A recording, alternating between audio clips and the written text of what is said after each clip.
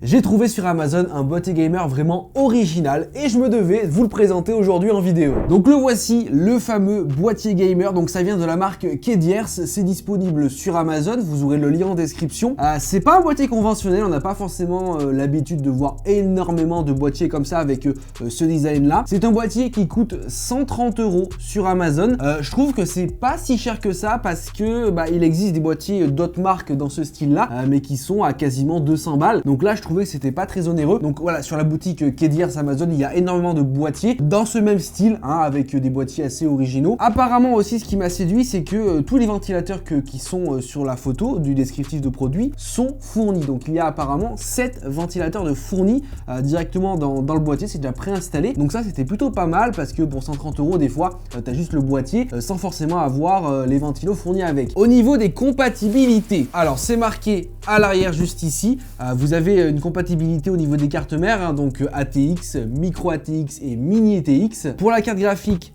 maximum 33 cm de long, donc normalement ça devrait convenir à la plupart des cartes graphiques, à moins que vous ayez une RTX 4090, ça devrait le faire. On va bien sûr le déballer pour voir qu'est-ce qu'il y a à l'intérieur, est-ce qu'il y a vraiment tous les ventilateurs fournis, et surtout est-ce qu'il est joli au final.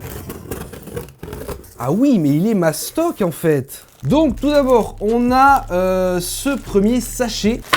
Ok, on a à l'intérieur des filtres qui, je pense, se mettront sur les différentes entrées et sorties d'air du boîtier. On a une télécommande. On a toute la visserie du boîtier. Attention, j'ai un trou dans le paquet. Et on a aussi quelques riselants des serre-câbles qui nous sont fournis. Donc ça, c'est plutôt pas mal. Allez, maintenant, la bête. Comment je vais me débrouiller ?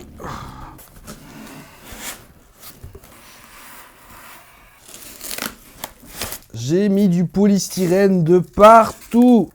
Ok, ah ouais, il est lourd de ouf. Ah ouais. Ok les amis, donc le voici. Alors il est insane, hein. Il est insane, il est vraiment très lourd. Donc c'est du métal, toute l'armature, tout ce que vous voyez, que ce soit en blanc ou en noir, c'est du métal, de métal assez qualitatif parce que il se plie pas, tu vois, ça a l'air assez épais. On a ici de la vitre, voilà, de la vitre, c'est du verre, donc il y a deux plaques de verre, une à l'avant, une à l'arrière. C'est un boîtier qui est en somme assez ouvert, donc pour le câble management, ça risque d'être assez compliqué, surtout que voilà, c'est un boîtier qui est là pour que votre PC soit le plus joli possible, donc c'est vrai qu'il va falloir faire un câble management assez précis, et là ça va être compliqué. Alors je vais enlever la plaque avant, le verre est vraiment épais quoi. En plus j'avais pas vu mais la vitre est gravée, je vais vous la montrer. Je sais pas si vous le verrez bien, mais normalement la vitre ici, hop, elle est gravée de nom de la marque du boîtier. Ok, donc voici l'intérieur. Donc c'est un peu le bazar là. Le bazar, il y a des câbles un peu de partout. C'est pour ça que je vous disais qu'au niveau câble management, ça va être compliqué. On a bien les 7 ventilos. 1, 2, 3, 4, 5, 6, 7. Donc l'annonce n'était pas mensongère, on a les 7 ventilos de fournis. Alors où c'est que on peut voir les USB et tout? Ok, d'accord. Alors attendez, c'est quoi ça? On a un bouton en bas là qui sert à je ne sais pas quoi, un bouton en haut, on a deux USB 3.0, un USB classique et une prise micro et casque. Alors par contre, ça bouge un peu, c'est dommage, ça fait moins qualitatif d'un coup. Là, j'avais pas vu. On a une sorte de petite prise ici pour soulever le boîtier. Ça va être pas mal, tu vois, quand t'as un boîtier un peu lourd, tu l'attrapes par en haut, c'est nickel, parce que tu sais jamais par où les attraper les boîtiers. Non, en vrai, quand je le regarde de face, il a vraiment une gueule magnifique, quoi. Il est vraiment magnifique. Dommage, comme je te disais, cette petite partie-là qui bouge un peu, ça fait moins quali. Mais bon, ça va en vrai. Alors, je vous montre rapidement l'intérieur. Comme vous pouvez le voir, il a quand même pas mal de place. Même si c'est un boîtier, je crois que c'est moyenne tour. C'est considéré comme un boîtier moyenne tour. Il y a beaucoup de place. On peut y mettre du coup les cartes mères à l'intérieur sans problème. On peut y mettre notre carte graphique ici. On n'a pas la possibilité de mettre un ventilateur ici sur la face arrière. C'est pas grave parce qu'il y en a déjà plein de partout. Maintenant, à l'arrière du boîtier. Donc, je vais vous enlever la vitre qui elle aussi est en verre. Par contre, elle n'est pas gravée du logo de la marque. Mais je me demande pour le câble management, mais comment je vais me débrouiller quoi? Comment je vais me débrouiller pour faire ça? Ça va être horrible. Alors, à l'arrière. Donc nous avons ici une sorte de carte électronique qui va, je pense, contrôler tout ce qui est ventilateur et tout ce qui est RGB des ventilateurs du boîtier. On a un emplacement stockage ici pour un SSD, un emplacement stockage ici pour un HDD, donc on peut mettre un SSD et un HDD au maximum. Et comme je te disais, le câble management, je le mets où?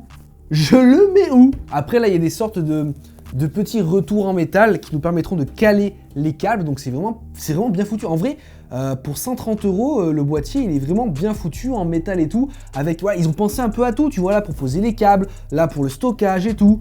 Franchement, c'est bien fait, hein. Je voulais voir à quoi servaient les boutons parce que comme je t'ai montré, il y a plusieurs boutons. Il y en a un en bas et un ici, là. Celui d'en bas qui est juste ici gère le RGB parce qu'il est branché à la carte électronique et celui-là doit gérer l'allumage du PC. Bah écoutez, franchement, je suis pas déçu de ce boîtier. Pour 130 €, on a vraiment quelque chose de quali. Vraiment. J'en vois pas comment il est lourd le boîtier. Je vais te voir un petit défaut. Un petit défaut sur l'arrière du boîtier, je vous montrerai avec des plans. Il y a la peinture qui s'est un peu écaillée, donc du coup on voit la couleur du métal. Bon, ça c'est peut-être un petit défaut de peinture, c'est pas trop grave, on s'en fiche un peu.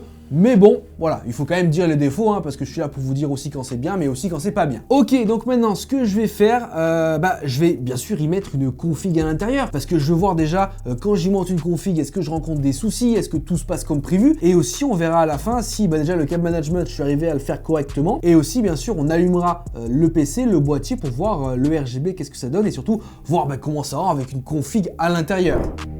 Hop.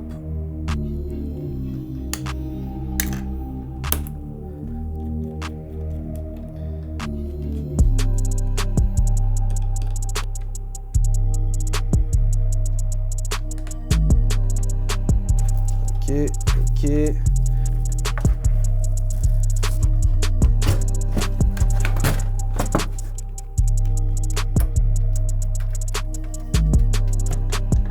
Donc voilà ce que ça donne le boîtier avec une config à l'intérieur. Franchement, il est juste magnifique. Franchement, je t'avoue que le boîtier est vraiment très joli et en plus avec les composants qu'il y a à l'intérieur, ça le rend encore plus beau. Je vais arrêter le PC parce que la carte graphique est à fond et ça fait un boucan d'enfer. Bon, alors du coup, ça a été assez facile de monter une config à l'intérieur. Voilà, il y a quand même de la place. Petit bémol, je n'ai pas pu mettre le water cooling en haut, j'ai dû le mettre juste ici sur la face avant. C'est pas trop grave en soi, ça fait quand même son taf de water cooling. J'avais peur au niveau du câble management, mais comme vous pouvez le voir, je me suis assez bien débrouillé sur la face arrière de ce boîtier.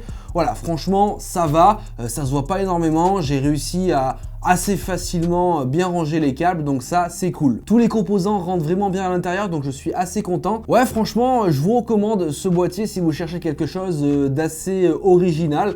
Pour votre PC gamer, ça peut être vraiment un bon plan, surtout que, bon voilà, il est quand même à 130 € sur Amazon, c'est pas trop cher, ça va pour un boîtier comme celui-là. Donc franchement, ça fait ultra plaisir. Je vais vous le rallumer un petit peu pour que vous revoyez à quoi ça ressemble. Ouais, c'est quand même magnifique, hein. Et en plus, avec les 7 ventilos qu'il y a à l'intérieur, ça fait vraiment très beau quoi. Bon du coup les amis, j'espère que cette vidéo sur le boîtier KDR, que j'ai trouvé sur Amazon à 130 €, ça vous aura plu. Voilà, c'est un très bon boîtier, très joli, assez original. Franchement, n'hésitez pas à aller voir ça, vous aurez du coup le lien de ce boîtier là directement en description. Bien sûr, si la vidéo t'a plu, comme d'habitude, n'hésite pas à mettre ton meilleur like, abonne-toi à la chaîne, c'est entièrement gratuit. En tout cas moi, je te dis à plus dans de prochaines vidéos. Allez, ciao tout le monde!